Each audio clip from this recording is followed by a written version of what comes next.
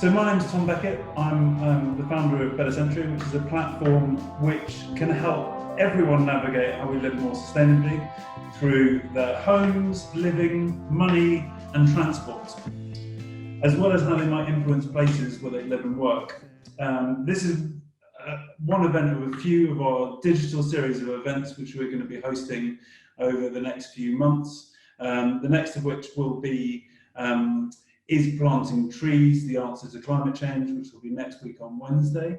But on this one, just a few housekeeping points. Please ask questions throughout the event when they come to mind through the Zoom webinar chat function. I've sent a message which I hope everyone can see, and there's been a little bit of conversation on the Zoom chat function already through the LEDs. And this event is run for 1 hour, with the format being 3 to 5 minutes for each of the members of the panel, which I have with us today, and hopefully you can see, on the subject of the evening, which is money for or against the climate crisis? So we'll give each of the panelists 3 to 5 minutes to talk through their points, and then we'll have a chance to answer and ask some questions to the panelists, and then we'll give the panelists 3 to 5 minutes to sum up at the end. We'll be recording this event so it can be shared beyond the existing audience. And tomorrow, of course, is a massive debate on nature and climate, but we hope to compare to that tonight with this fantastic debate on is money for or against the climate crisis. No doubt they won't have the time to touch on that tomorrow, and nor of the leaders will be able to touch upon this. So, this is a very important aspect to how we might tackle the climate crisis. So this event is primarily for those that wish to understand, will climate breakdown affect where money is invested, and how can markets create carbon neutral economy? We have to have a lively debate as to what will be the stimulus that will result in money moving to help tackle the crisis at hand. Will it be consumer choice, or will the market move of its own accord? Will there be a continued focus on growth, or will we rethink capitalism as suggested by fund managers through the Financial Times? Will the constant drive for short-term returns for shareholders keep us from tackling this crisis at any pace? Without further ado, I'd like to introduce the panelists. We first of all have Stephen Barnett, who is here, a member of Better Century and someone who's doing some groundbreaking work to help the sector provide further consumer choice. Stephen is founder of Util, which uses machine learning to find out whether investments result in impact against the UN Sustainable Development Goals. We will invite Stephen to speak first on this subject, and to hear more on his views on whether the market will move because of risk and what is the flow of investments. Rachel Mountain, who is not in the room with us today, but has kindly come in from home, joins us from Ethics, who is a soon-to-be partner of Better Century. Ethics provides an investment platform that crowdfunds the solutions to the climate and ecological crisis. Rachel has recently written a piece on how to be a climate activist with your money, and I expect will represent the view that the mounting public enthusiasm for this issue will make a difference. Vivek Raja, sat here on my right, is here as a representative in equity research for financial companies. Decisions upon his advice affect investments across the world. He'll bring a day-to-day insight into the world of finance in answering this question. I expect will bring a degree of cynicism as to whether markets will really change according to the environmental conditions. So, without further ado, I will pass over to Stephen to kick off on his opening piece, 3 to 5 minutes, on the question of the evening, which is money for or against the climate crisis? So moving over to Stephen. Thank you very much, Tom, and thank you everyone for listening. It's a real pleasure to be able to discuss what is such an important topic, and it's also such an ambiguous title. Thank you very much, Tom, for giving us that. Is money for or against the climate crisis? Money, we need to unpack that a little bit. The climate crisis, we need to unpack.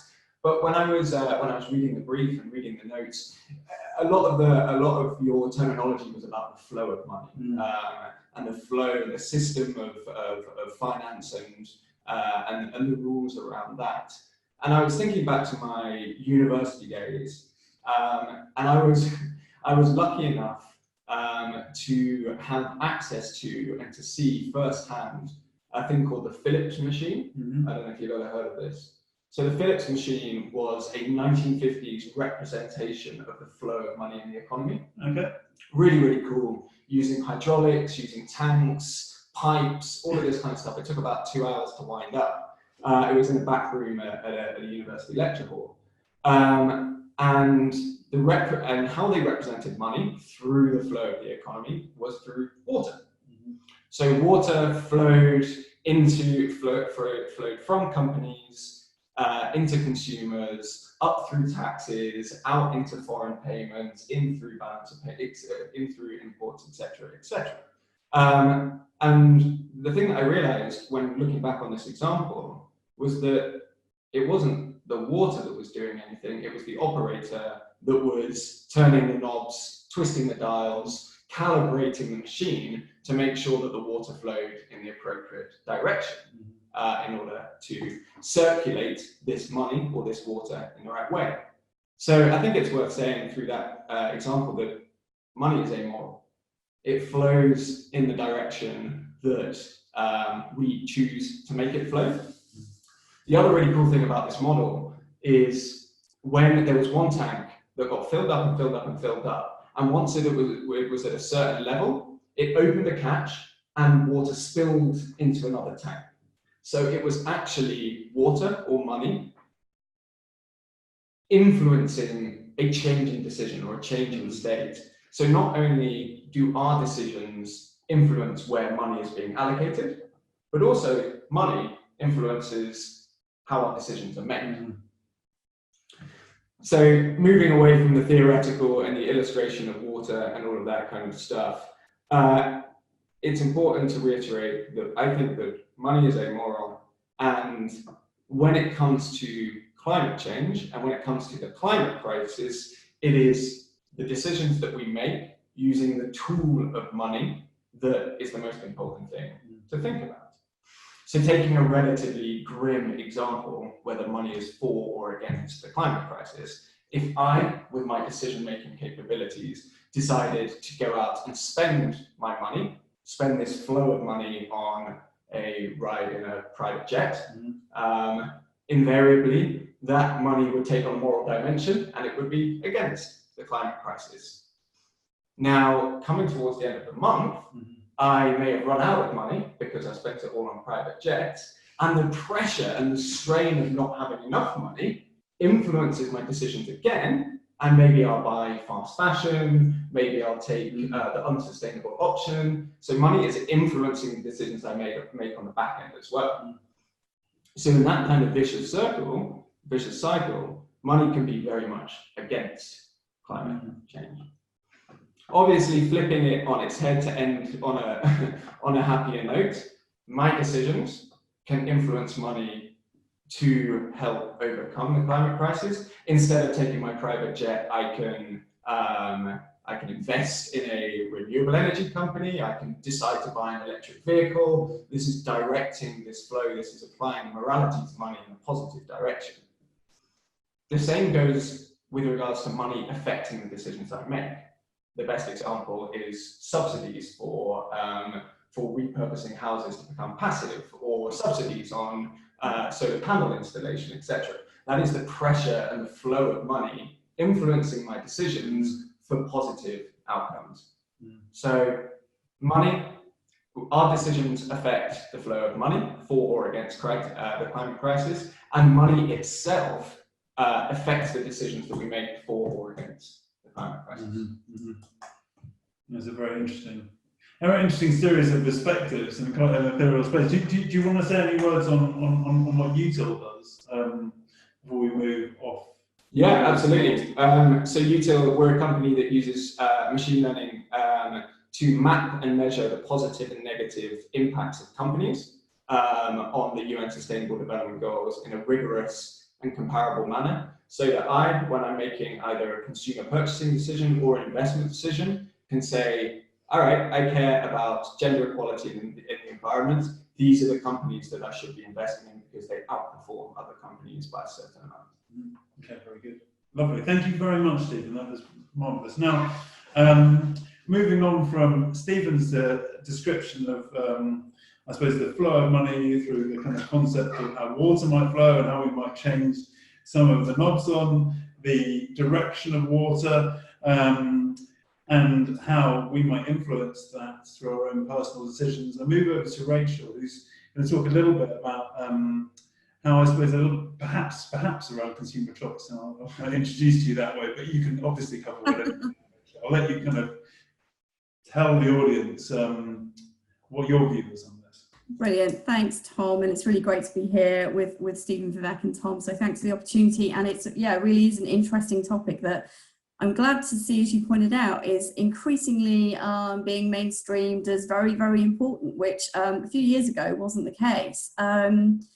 So as we sort of discussed with the model and the flow of money, I think the issue for me is that the industry and the markets have had time to react. In 2015, as people may be aware, at the end of 2015, there was the Paris Climate Agreement, there were commitments made, and there was a clear sort of policy signal given to governments, institutions about the way that the world needed to move in terms of decarbonising. I think what has been interesting to see is that a lot of the institutions, financial institutions, talk a very good game, but there's very little action that has happened. So interestingly, since the Paris Agreement, BankTrack, which is a really good NGO tracking and keeping banks honest, have found that between 2016 and 2018, another $1.3 trillion was funneled by a lot of the big leading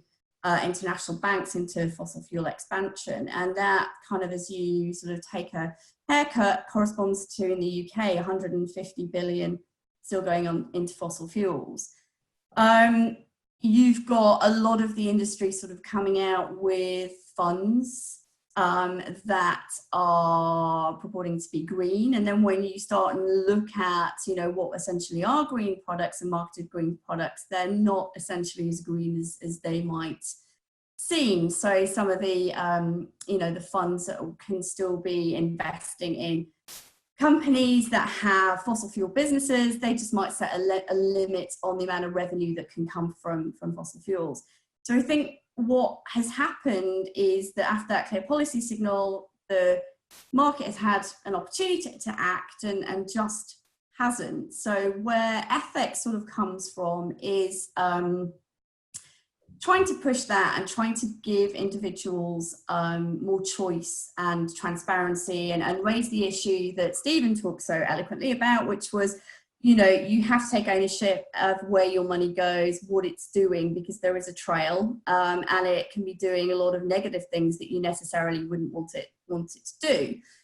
So, you know, you talked about an article that I wrote on how to be a climate activist with your money. I think the thing for me is that people sort of come at this with, you know, their values, and they want to kind of act and be responsible, but invariably a lot of people just don't know where to start. So part of that article and the work that we've been doing with, you know, Friends of the Earth and talking to their local groups is to try and get people talking about money, but also look at it as a bit of a journey.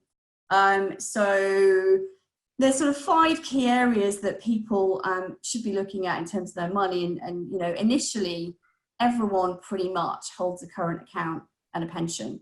So the straightforward things that you can be looking at are looking at BankTrack, seeing where your bank comes in terms of its ethics, and potentially looking at switching your money. So we've just seen a big campaign from Triodos recently with Lily Cole trying to get people to move their money, highlighting this issue.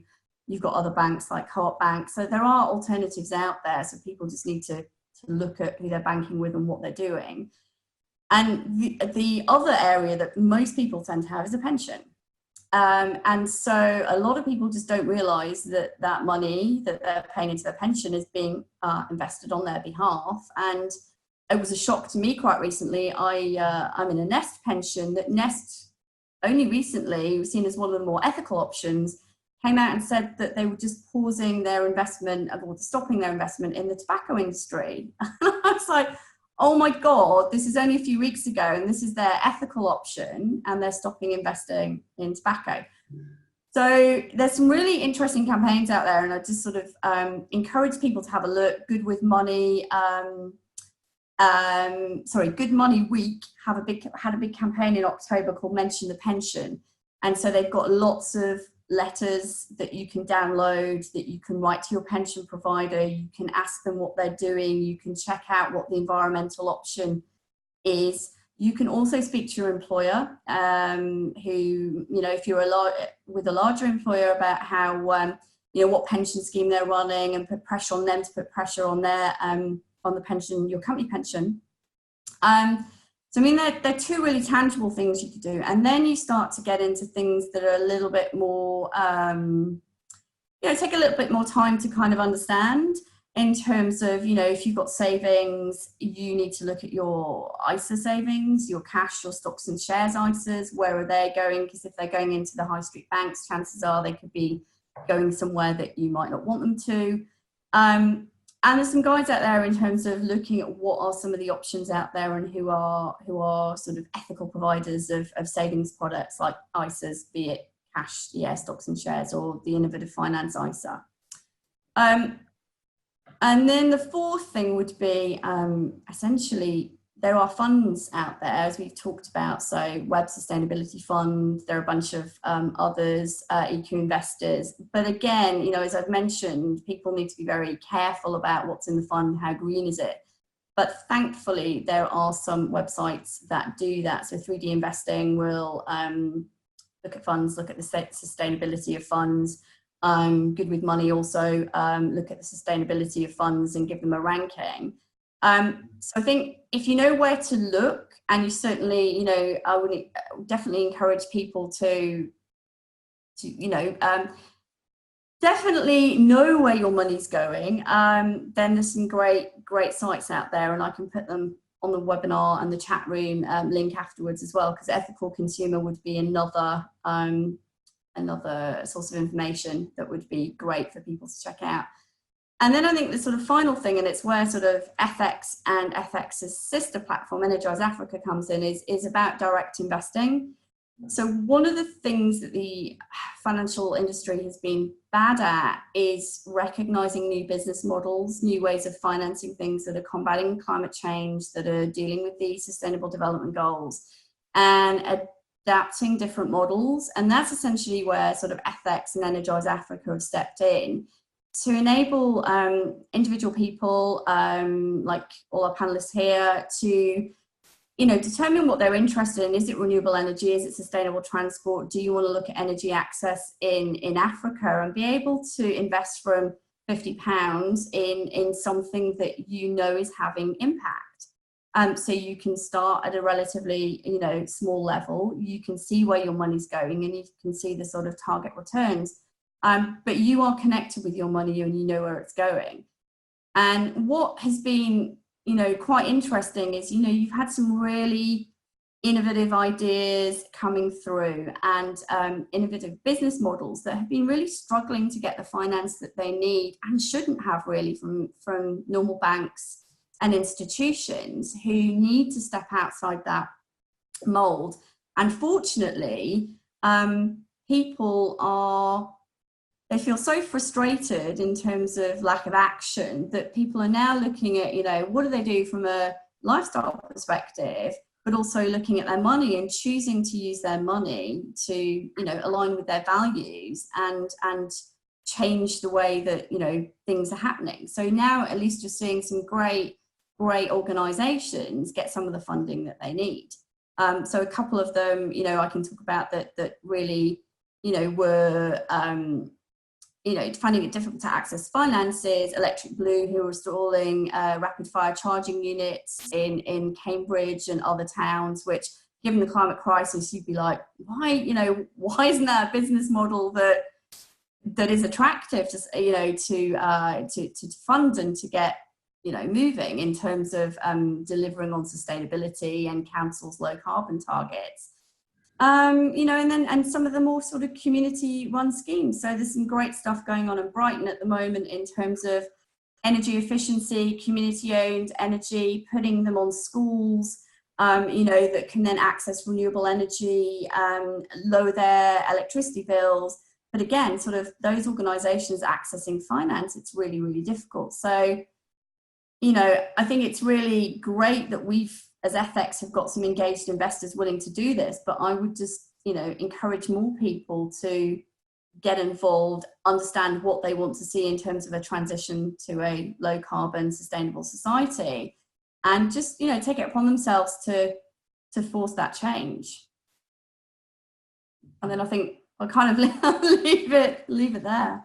Well, that's fascinating. Thank you very much, Rachel. That's quite a comprehensive overview of like what an individual can do to kind of certainly tackle the issue of the climate crisis with their own money, and how our own decisions can make a big difference to, I suppose, the innovations which kind of come up there through our kind of society, and how there is some disruptive innovation which is happening with money, which is just such an important part of this discussion.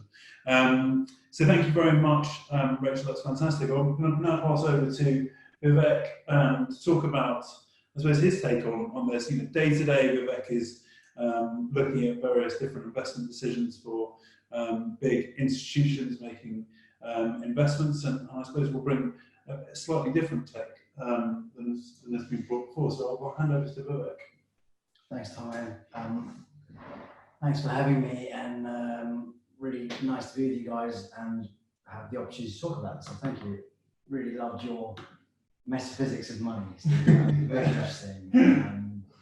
And Rachel, your practical examples of actually how people can make a difference with their money decisions, which I think is quite intimidating for people, because there's a lot of jargon around this. I think sometimes jargon is used to obfuscate what's actually happening. And as you found, your Nest account, look at the fine print, actually look at the investments, and you were shocked to see where your money is going. But that's partly, I think, a function of actually what the opportunities are for fund managers to allocate pots of retail money into. And I think that will change as the asset class behind environmental progress, climate change expands. But there are lots of vested interests with the status quo. Look, let me sort of charge into this. So I consider this question from the perspective of business and finance, which is what I understand. And I think capitalism, obviously, as it has been applied for, call it a couple of centuries now, has not paid attention to ecology. And it's basically been about maximizing economic growth without due consideration to sustainability or resource consumption. And of course, a couple of hundred years ago, questions of climate change, climate crisis were just not on anyone's lips. But let's just bring it to the here and now. So the capitalist world, the last 2 centuries, has focused on near-term returns and profitability. So it's simply been easier to consume and produce more rather than focusing on recycling or waste management. And that is reflected in the infrastructure that we have as well, to be able to do those things like recycling and waste management. And there, I would say the state needs to take some more involvement as well. So let's just think about it through the modern capitalist lens, because let's face it, that's the world we live in today. And it is quite clear to me that money has to be part of the solution to the climate crisis. Absolutely categorically. So economic growth, think about that. It's very closely linked to energy demand. There's a very high correlation between global GDP and energy demand. And if you look at population growth projections, 2 years, 3 years, 5 years, 10 years, and think about what that means for future energy demand. And Rachel, just looking back to you were mentioning the Paris Accords, the CO2 emissions that would produce on our current infrastructure is just unsustainable. So it's our energy generation infrastructure that needs to be upgraded to accommodate that future energy demand and incorporate the renewable energy technologies which are at hand.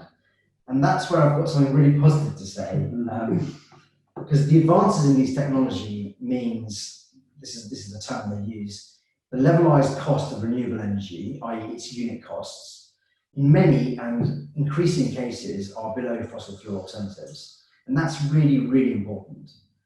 And I find that massively reassuring because it means that investment in renewable energy will increase, crucially, because it makes economic sense.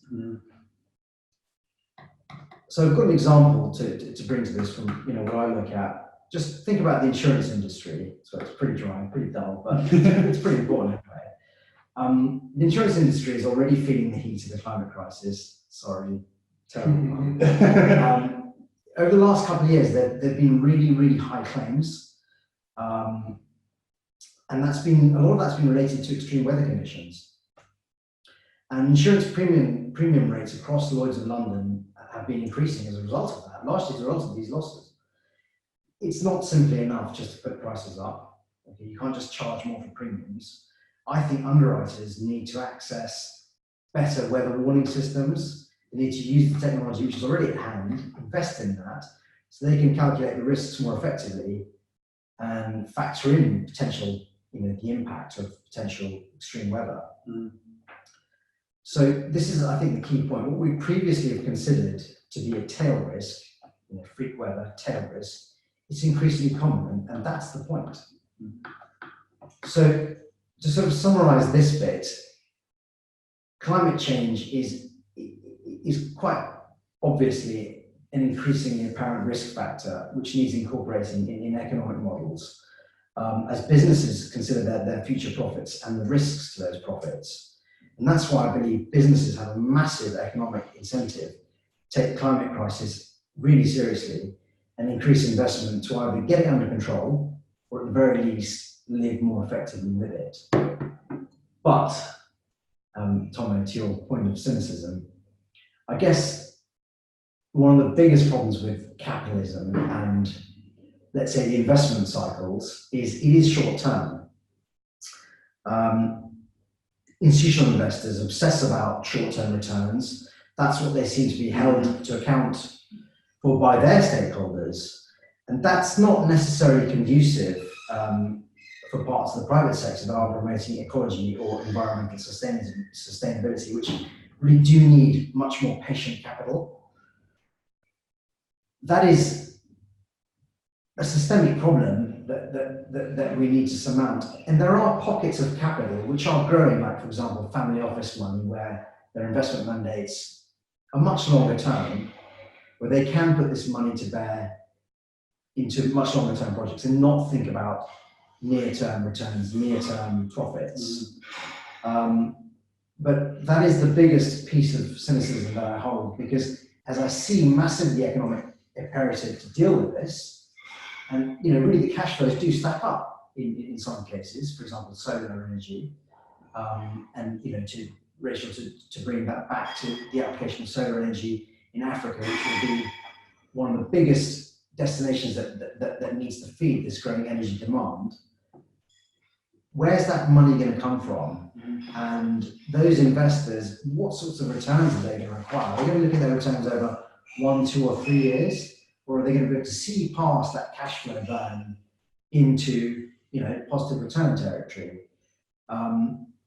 So it's a real dichotomy. There are the economic imperatives, but I think actually capitalism itself and the way it's being used in our society might actually potentially fall on itself. So I see the imperatives, but I can see the massive obstacles to this change as well.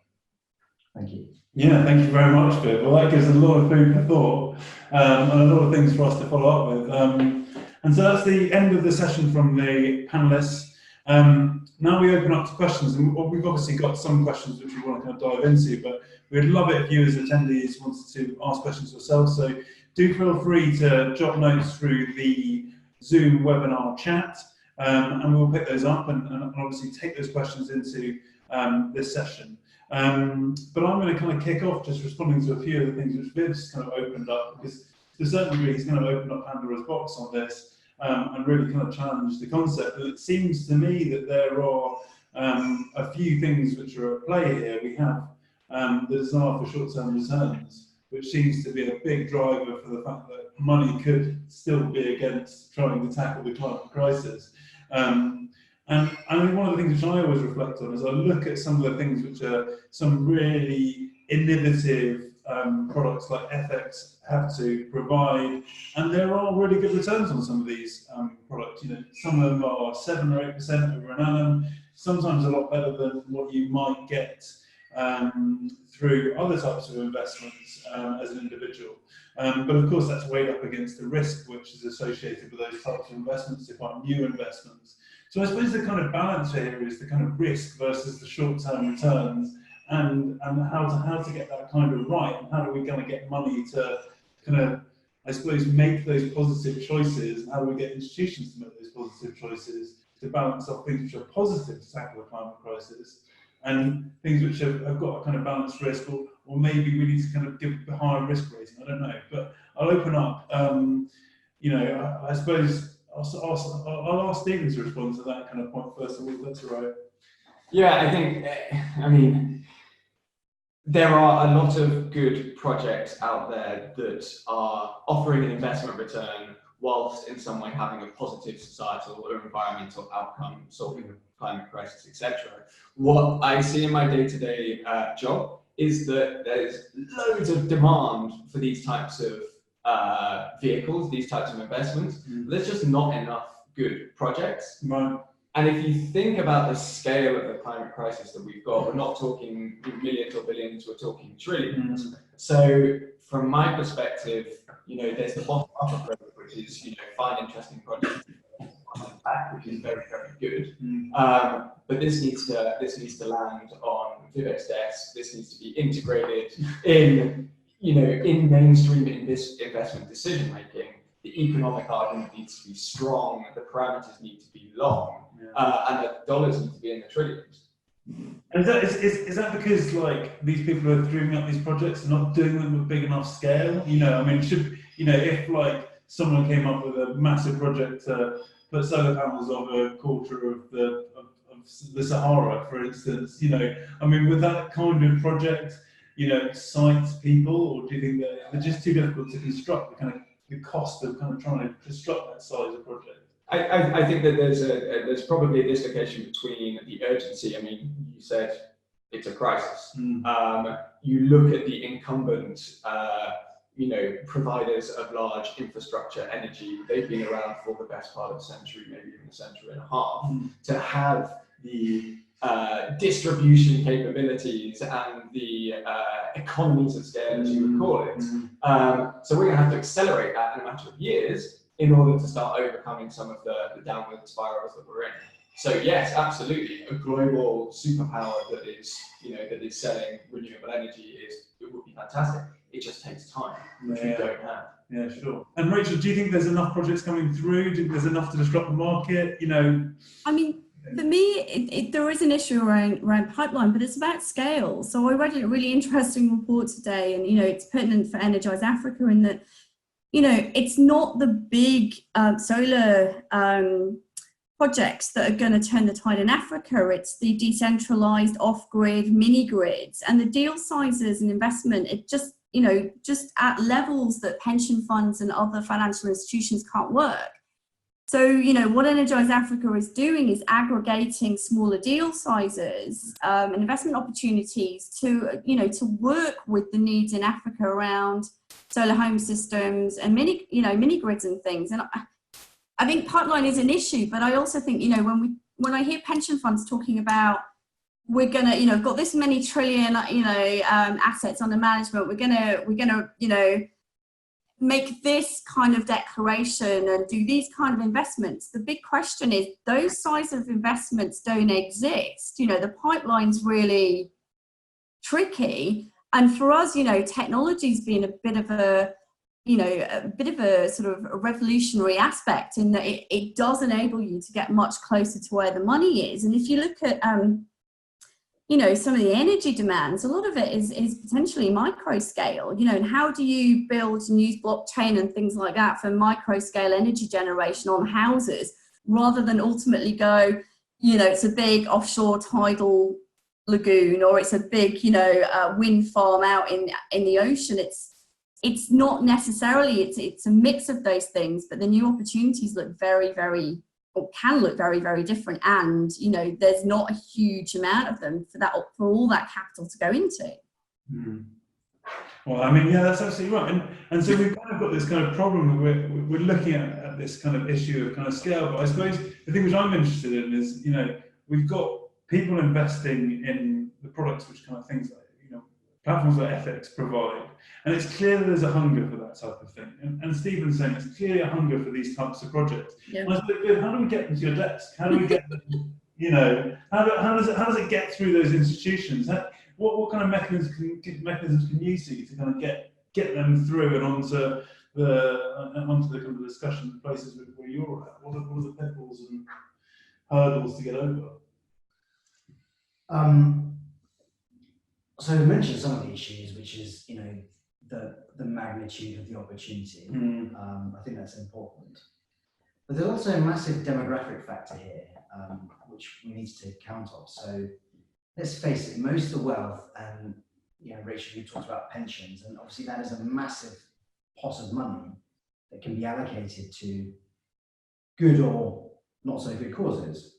In the end, you know, pension holders just want their money when they retire. So obviously, whoever's looking after that money needs to think very carefully about making sure that they can do good on those, you know, the expectations of the ultimate stakeholder of the money. And the fact is, as we get older, you know, your risk appetite will reduce. So generally speaking, and I don't mean this in any wrong way, but you know, a solar project in Africa, I imagine, would be deemed as a high-risk investment, regardless of whether anyone's actually done any due diligence on it or not. And that's probably part of the problem, is there's not enough access to information, or people like me that can analyze these opportunities and actually assess the risk factors around them. And those risk factors might be myriad, but someone actually just needs to understand in the very first case. So the demographics mean, generally speaking, pension money in the Western world, which is where the majority of pension money is, because the baby boomer generation is becoming lower and lower risk. It's not necessarily conducive for these sorts of opportunities. I guess that's really the key thing I wanted to say. But I mean, in and around that, how does it get to my desk? Well, I get a lot of these sorts of things from time to time. I will take them to institutions, and they'll be battered away for reasons very similar to this, i.e., we can't really understand the risks. This is very esoteric. Quite often, the sorts of capital you need to go to are, you know, not traditional institutional capital. So basically, the large pots of money are just not chasing these sorts of things. And I suppose this kind of, is that because the big names aren't backing them? And I mean that from the perspective of, like, you know, does it make it probably makes a big difference that, I don't know, like Unilever might back a massive solar project than if you know, kind of a few entrepreneurs kind of come up with the idea, because, you know, and that would probably change the risk factor for some of these institutions, and going to change their kind of movement and their perspective. But I mean, there's a point here from Tushar, which is really, he sees this as a massive opportunity, and we should see this as an opportunity. There's a massive investment opportunity here. So we kind of have this kind of interplay with, I suppose we've got the pension, I suppose pensioners being averse to risk. We've got a lot of millennials which are coming through saying, we want to do something really dynamic and we want to make changes in society and prepared to put their money into more risky places. But how do we actually kind of, I suppose, either you're changing public perception or you're changing the system itself, right? Like, so either you're doing a massive job on public perception and trying to get them to engage those things, or you change the system itself as the kind of the resultant force of this. So I suppose, Stephen, do we change the system, or do we truly try and work on public opinion? I mean, I suppose it's the big question. Yeah, I think obviously the system needs to be augmented. There's a comment there about government intervention that we can take later on as well. I think the economic incentive for large institutional investors that manage our money is to get more money to manage. They need to increase these trillions of dollars because they'll get more fees. And although we feel a very, very long way away from, a big tower block with trillions of dollars and, multinational corporations, if I was to do something so simple and organizations like Good Money, Weak and Boring Money are very good at this. I was to do something really simple and say to my company, which thankfully I run, what are you doing with my pension? Yeah. Please can you lobby, please can you do a piece of work to get the one that's best? It may not be great at the moment. Then that filters through to the trustees, which filters through to a mandate to an institutional investor. And suddenly we're dealing with the biggest pool of capital in the world that is coming from our independent decisions. So the system needs to change, but it comes from the power of the individual knocking on a door and going, hey, the biggest thing Unilever could do is completely recalibrate their pension obligations towards sustainable investing, right? That's what we need to think about. Yeah. So you kind of push up through the companies and get them to change the way in which they function. That's the big work of 350.org and the organisation and the divestment movement. And there's a lot of work which is going on in that space, which is really positive. Is there anything which we can do outside of it? We talked about baby boomers, and I think when people kind of get set in having a pension fund, and they get to their kind of late 50s, 60s, and we've got a massive swathe of our population which are in that age group, they're much less likely to try and affect change with their own pension funds. So what do we do in the absence of those big stakeholders who have the big money in their pension funds now to try and get them to change that? Is that a system? Because I can see millennials trying to push for institutional change within organisations, but the stakeholders which have got the biggest amount of money are the oldest people. Right. So how do we get them to shift? Rachel, have you got an answer for this? Well, you make a really interesting point, because most of our investment by kind of volume and will come from those 50 to 60 year old people that have more wealth typically. But also the millennials have typically more motivation, but obviously the investment sizes aren't as high.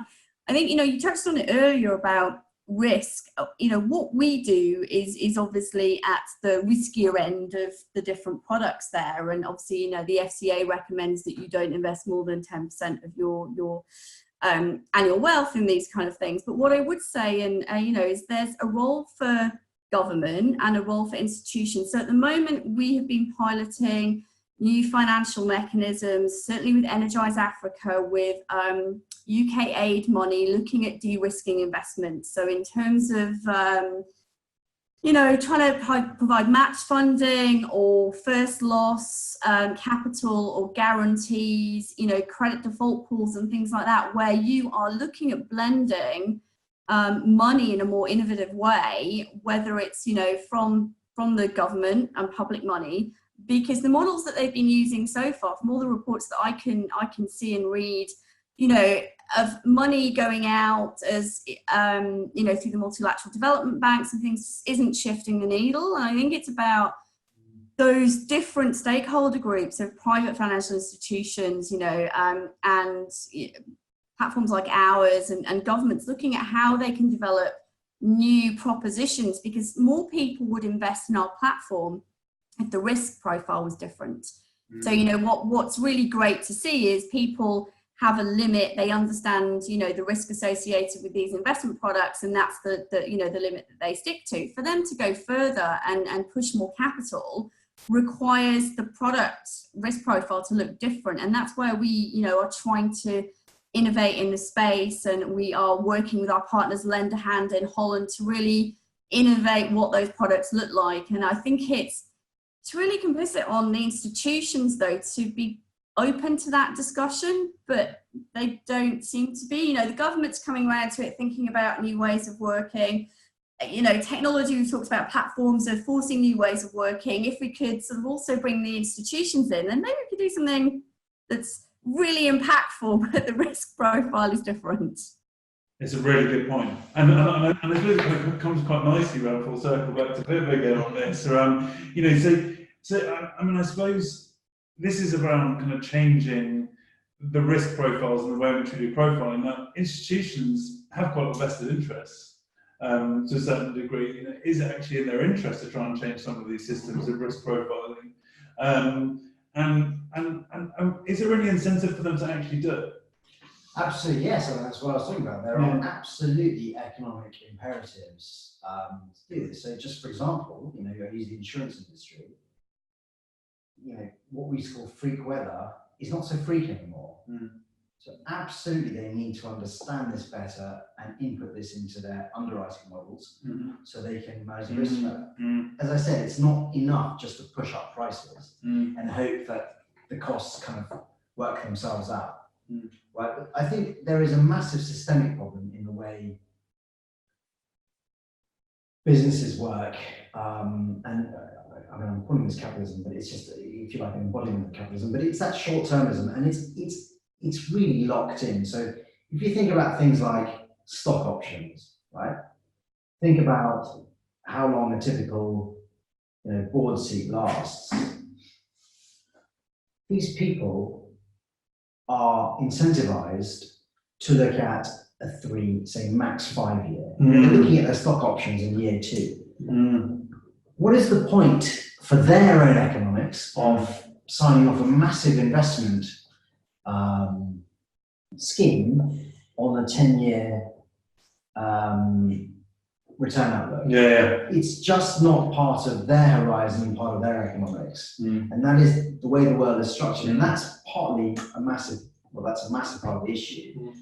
The other thing I wanted to say, coming back to what actually we've all been talking about, I think since the financial crisis, so basically we are talking about a global problem, right?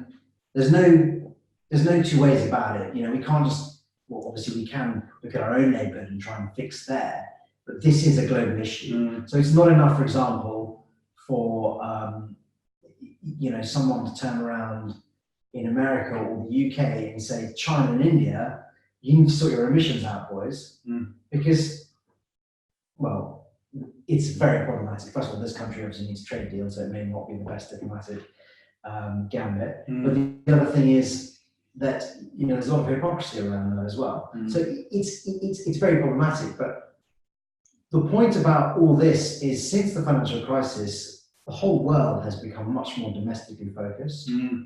It has become far less global. You can see, you know, look at Donald Trump's policies, they're much more inwardly looking. They are not looking at America as, you know, a major force in the world. It's looking at what America can do for itself. So geopolitics come into this as well. And that's why, you know, when you think about, I mean, just think, for example, you know, one of the biggest parts about the Brexit campaign was foreign aid. It wasn't a big part, but it was a significant factor about, you know, should we be giving foreign aid to people? And that comes back to, you know, how development banks function, where they get their financial flows from. And as you said, Rachel, it's not a drop in the ocean. I can see some follow-up from Mother who's probably on point with this. So geopolitics is working in the wrong direction. This is a global issue, and there needs to be global solutions for this. This short-termism also comes back to the way the state runs. Okay, so if you think about the way democracy works, you know, in the end, Boris Johnson, you know, he's thinking about what his horizon is. Well, he's probably thinking about his horizon in the next week, isn't he? Or probably at least, you know, 2 years out. And the point is, the policies he's enacting and thinking about are for his seat. He's not going to be thinking beyond that horizon. And this is where I think the state really does have a massive role to play in terms of encouraging money into the right places. And I wanted to bring this point across. So basically, since the financial crisis, right, obviously, policymakers have been trying to resurrect or support economic growth. Monetary expansion has not worked. I suspect the next thing, and there's already whispers about this, is fiscal expansion. So basically, states spending more than they are getting in from taxes. I think that could be very, very, very encouraging as long as the money is going to the right places. For climate crisis, for example, it could produce lots of jobs, support wages, which is ultimately what this country needs, because wages means people consume more, and this country is obviously absolutely dependent on consumption. And there are very simple things that this country could do to start as its own unit making a difference in terms of its carbon footprint. There is some real low-hanging fruit to be plucked, and I take these words and these numbers from my father, thank you, Pops. Lighting, for example, right? Consumes something like 20% of energy consumption. Switching all the legacy stock over to LED, over 100 hertz, of course, so we can see. And things like movement sensors, so when people aren't needing it, it automatically turns itself off. That could save something like 5 to 10%, call it 5% of the country's consumption. That is real low-hanging fruit. And obviously there's a cost for investing this stuff, but the payback is also short-term as well, because the carbon footprint, energy consumption of these things is materially lower than the alternatives that are in place today. So there's some really low-hanging fruit to be plucked. But I think something we haven't really talked about much. Incentives, sticks and carrots from the state need to be administered properly, but beyond the 3 to 5 year time frame that most governments, I think, see their future when they see this. Yeah, absolutely.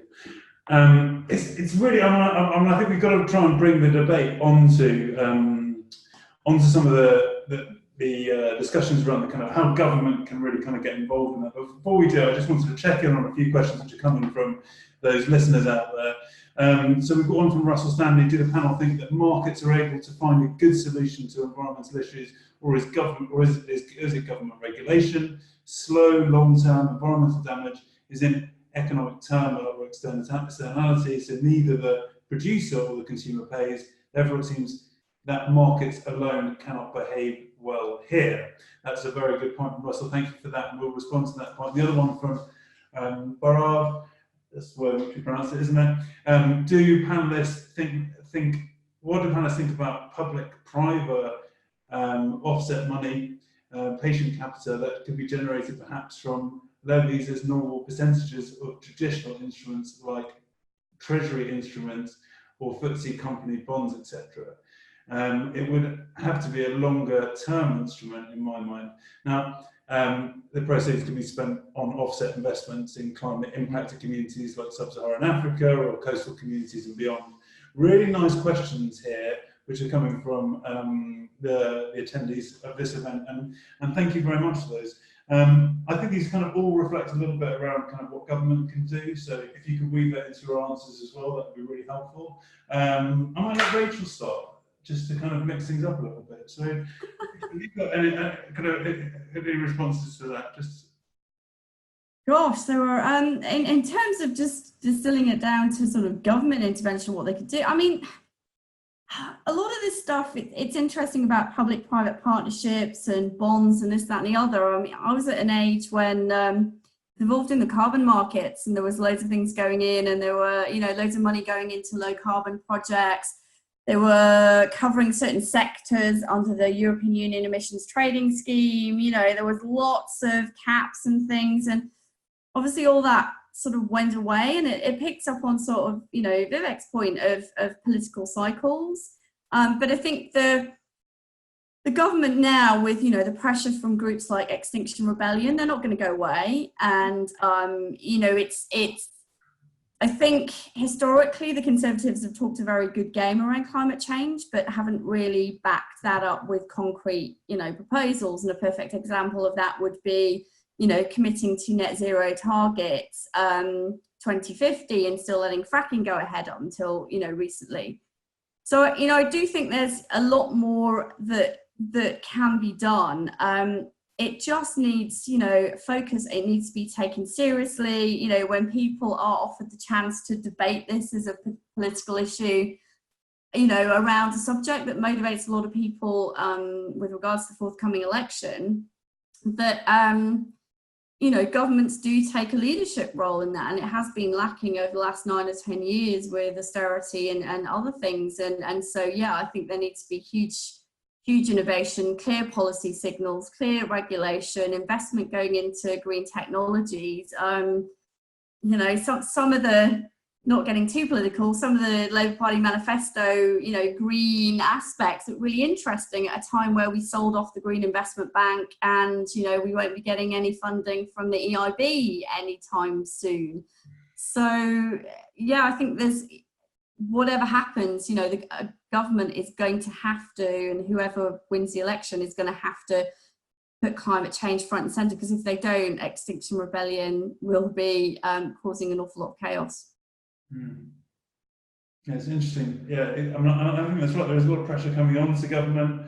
How about you, Stephen? Responding to a few of the points there from, I was kind of trying to follow a little bit of the suggestions about kind of bonds and government themes, but I mean, maybe you probably have a bit more knowledge about these things. Yeah, well, maybe or maybe not. I thought that the first question from Russell was absolutely on point, and I think this concept of ownership, and again, if, in economic terms, the tragedy of the commons, and there being no owner of the climate and our natural environment, meaning that the market, in its unfettered form, will run amok over the climate crisis, and it has done for many years.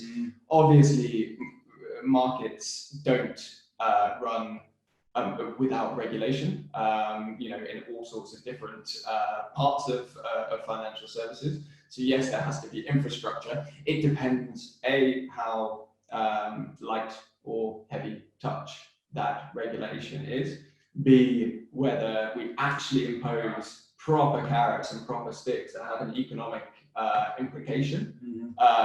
So I know that carbon tax is a deeply difficult concept to implement and to agree upon, but it's certainly not a bad one when it comes to actually aligning, you know, what's left in corporates' pockets with the damage that they're doing to this very widely measured unit, so CO2 emissions. So there, you know, a very bold government has a lot of tools in its armory to set a really robust kind of global center of excellence for, you know, the next generation of capitalism, if I can put it. Yeah, that's kind of bold. Yeah, it's bold. So, and Viv, do you want to respond to these points raised by the listeners? They were so eloquently put, I don't think I've got anything to say. Yeah, fair enough. So, or like, I'll give you 2 pence for that, I suppose. I think, so I don't believe that regulation will do this, because in the end, policy and regulation will never attract the brightest mind. The brightest minds will always be attracted to where the money's at. And that typically be where businesses can innovate and, you know, create the very attractive future cash flows. So you need to incentivize businesses rather than carroting them. Sorry, sticking them rather, because it doesn't work, and someone will find a different way around it. And in the end, you know, like the carbon tax, someone will find a way around it, and it'll become farcical. Lots of, you know, most companies will adhere to it and, you know, strictly apply it. There'll always be someone that sort of tries to get around it. So I think it's about offering the right carrots to businesses. And there I do think the example of public-private, you know, investment schemes as a way for the state to get involved with private money to administer it properly and make sure that the projects are actually running effectively, and, you know, the right people are on the ground to make sure this happens, and, you know, the economics stack up. I think that does make sense. And actually, in some weird way, I think this country has a tremendous opportunity.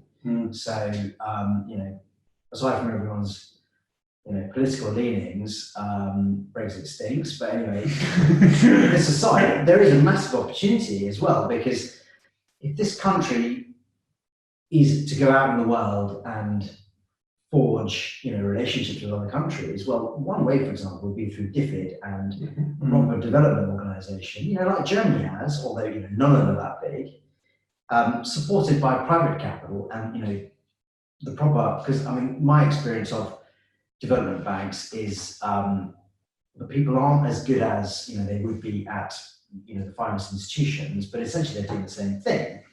You get the right sort of people involved. You could do some really amazing things and actually make some massive inroads in the world to other countries, which would pave the way for future trade deals, which is obviously what this country needs. If it doesn't have the European umbrella to access the world from. Very good, very good. This is all brilliant stuff, and I kind of, from my perspective, I'm kind of getting to grips with this and really understanding that we need a mixture of innovators and people within the marketplace who want to create new innovations and drive change. But we need also a huge amount of government support for a lot of these things to happen, and certainly government support in and I suppose some investment, maybe some kind of regulation around things like carbon tax, which can help drive the change which we need to see. One of the things which I kind of think very, very strongly is that if we don't do something, essentially we're just going to look back in anger and in shame of what our lack of activity actually achieved. And I think that it's kind of up to all of us to try and find a way to make change in our own lives through work, through influencing our workplaces, through to our pension funds, and doing what we can. I kind of wanted to end by asking each of the panelists to say, I suppose, three things on the question. And I suppose we've evolved really from is money for or against the climate crisis through to, how do we make money tackle the climate crisis? And how does that happen? And maybe you'll all come up with the same answer. But what three things will make the difference? So we started with Stephen, I'm going to go back to him and let him give three things which will make a difference to this problem. So I might take a slightly different view, or a slightly different perspective. I think one of the things that I would love to reference as part of this discussion is that we need breadth as well as depth. And I wouldn't want my talk of trillions of dollars to contradict the great work that's going on in companies that are supported by ethics, which are deep, very, very impactful, very, very high quality projects. So, two things that we need depth and quality to bring the market along, some of the work that ethics is doing, but then you also need breadth in terms of the trillions of dollars, the juggernaut moving very, very slowly. And I can give you 100 points on how that can change, but I'm just going to limit it to breadth. Thank you very much. Rachel? Just joined us some notes. As usual, I'll come at it more from an individual perspective. So for me, it's about, everyone can take personal responsibility. Everyone has financial products. There's something that you can do, whether it's small or, or larger in terms of your activism with your money, but I'd just encourage everyone to do something. In terms of, I think there's a real role to play in terms of innovation and stakeholders looking past traditional silos of governments do X, private financial institutions do Y, and really look at innovating around blending models to catalyze, finance on a different scale that can do different things, that can really transform what, currently are systemic issues in the finance sector. And that's certainly where we're sort of coming from around, product development and working collaboratively around this whole risk reward sharing. And then I think, it's back to, we talked about state, but it's back to just being having clear signals from government. You know, it's not going away. It's a really important issue, and just everyone needs to mobilise. And policy isn't going to, you know, change on a dime in the next 5 years. It's fundamentally front and centre of, you know, of what drives policy decision makings in the next political cycle, and then, you know, future cycles. Very good. Thank you very much, Rachel. Brilliant. Viv, you probably already said them before, but I'll let you repeat them. What are the 3 things, do you think? I think the first thing is collaboration. So a lot of this drive is going to come from various people who've innovated something very unique technologically, but they're not necessarily going to know what the right application for that thing is. So there needs to be the right sorts of melting pots for these sorts of things. I think the other thing that's actually really important in all of this is there needs to be acknowledgement that this problem needs wealth transfer. Yeah. So, you know, where is the wealth? The wealth is in the baby boomer generation. Well, they're frankly looking at their retirement and probably, you know, thinking, God forbid, they're going to pass on quite soon. Now, obviously, they will transfer that wealth down the generation either by inheritance, or there is a more forceful way of actually getting some of that money, which they've enjoyed, frankly, through consuming a lot, to pass down to the next generation. But the next generation, obviously, is the one with the real incentive to put this into improving the world ecologically and in terms of the climate crisis. And it comes back to your point, Tomo, that, I mean, the biggest single motivation for me when I think about this is, you know, thinking about my grandchildren, but, you know, hope that happens, but looking at them and saying, oh, I'm sorry, we didn't do enough. Yeah. And that's a massive motivation. Yeah, maybe it's a matter of families, younger people within families, giving the older people in the families a proper nudge and saying, move your money, do something with it, because we need this to happen. And, you know, maybe that's, you know, a kind of really positive message we can take out of this, and a really nice learning point is to say, there's things which everyone can do to make change. And it doesn't matter how young you are, how old you are, whether you're the one holding the money, or, you know, whether you're the one who's got 2 pennies in their pocket. You know, you can be influencing government, you can be influencing your families, you can be influencing your workplaces. And that needs to happen across society to make sure that money starts working for the good. And that's kind of one big takeaway point for me. You know, I kind of want to say that, you know, there is also a huge number of other takeaway points that we need to see institutions taking more risks. I think we've left still a bit of divide of how do we deal with this short-term investment issue and change people's perspective of short-term returns. But maybe that happens through driving, I suppose, consumer choice and driving behaviour rather than bringing government regulation around those things. I think there's some of the voids which we left in discussion, but I think we've done a huge amount of work here, and I feel as if I'm less angry about the issue than I was when I started, because, you know, because, you know, it kind of helps clarify for me a lot of the things which, you know, I didn't understand. And also it's really nice to have such a wonderful panel of experts to take us through, I suppose, what are the interplays here? What are the things we need to think about? And it's great to have a group of people which are trying to look for solutions. So I wanted to thank the panel greatly for their participation.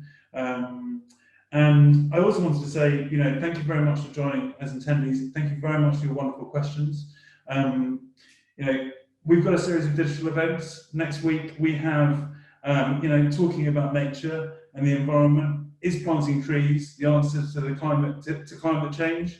You know, that's going to be an interesting debate next week. We've got panelists from the Green Alliance, which is an organisation, a think tank, which kind of sits above most of the NGOs working on these issues. We've got Nature for Climate, an innovative organisation which are looking at how do we actually advocate for nature to try and tackle the climate crisis. We've got Cool Earth, who are participating in the director there who's doing a huge amount of work in some of the rainforest regions to try and maintain those places with indigenous people. And so it's going to be a fantastic event next week. We hope that you can come to that one as well. And also come and continue the discussion on Better Century around is money for or against the climate crisis. We've got some fantastic information there. And so come and join us on Better Century and come and continue this discussion. We're trying to look for all the solutions together. We believe that through open dialogue we can find the truth, and that we can help people take personal action in their own life. So come and join us there, and thank you so much for participating, everybody. I'll let everyone say goodbye quickly. So from Stephen, Goodbye. from Viv, Thank you very much. Bye-bye. and from Rachel. Thanks very much. Bye. Thank you very much, everybody. Look forward to seeing you on the site, and thank you very much indeed. Bye-bye.